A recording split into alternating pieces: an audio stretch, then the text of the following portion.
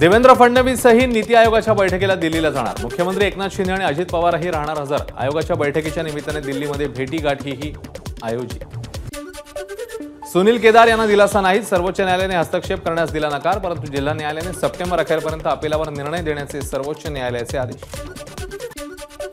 गोंदियाचे माजी आमदार रमेश कुथे यांचा ठाकरे गटामध्ये प्रवेश। उद्धव ठाकरेंच्या उपस्थितीत मातोश्रीवर पक्षप्रवेश संपन्न। पूजा खेडकर प्रकरणी डॉक्टर राजेश बाबळे चौकशीच्या रडारवर। प्रमाणपत्राचा उपयोग दिव्यांग कोट्यातून परीक्षा देण्यासाठी झाला, पण IAS पद मिळवण्यासाठी प्रमाणपत्राचा उपयोग झालेला नाही, बाबळेंचा दावा। बुलढाण्यात पंकजा मुंडेंच्या वाढदिवसानिमित्ताने कार्यकर्त्यांकडून बॅनरवर पंकजा मुंडेंचा भावी मुख्यमंत्री आणि संघर्ष कन्या असा उल्लेख। पुण्यातील नुकसानग्रस्त भागाचा मुख्यमंत्र्यांकडून आढावा। जिल्हा प्रशासन आणि महापालिका प्रशासनाकडून मुख्यमंत्र्यांनी घेतली माहिती। पिंपरीमध्ये नागरिकांना अतिवृष्टीचा फटका। आमदार अण्णा बनसोडेंकडून नागरिकांना मदत, मात्र मदतीवेळी आमदार बनसोडेंकडून आगामी विधानसभा निवडणुकीच्या प्रचारावर जास्त लक्ष। छत्रपती शाहू महाराजांकडून कोल्हापूरच्या पंचगंगा नदीची पाहणी। आंबेवाडी आणि चिखली या दोन्ही गावातील परिस्थितीचा घेतला आढावा। कर्नाटकच्या हुक्केरी तालुक्यातील हिडकल धरण 100% भरलं। धरणातून पाण्याचा विसर्ग सुरू।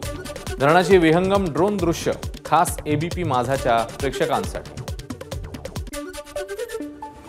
नाशिकच्या कारागृहातून सुटलेल्या गुन्हेगाराची पुन्हा जेलवारी। गुन्हेगाराने नाशिक शहरात काढली होती मिरवणूक। गुन्हेगाराच्या सत्काराच्या व्हिडिओनंतर पोलिसांची कारवाई।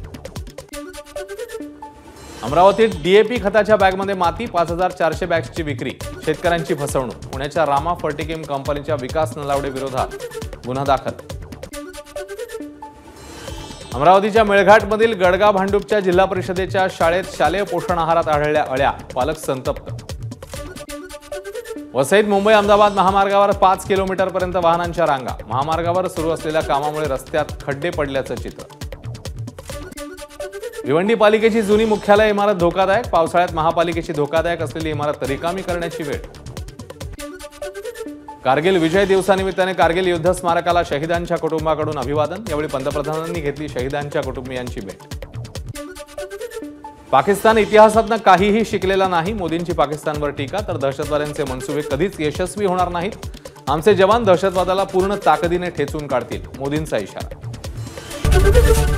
ABP माझा, उघडा डोळे बघा नीट।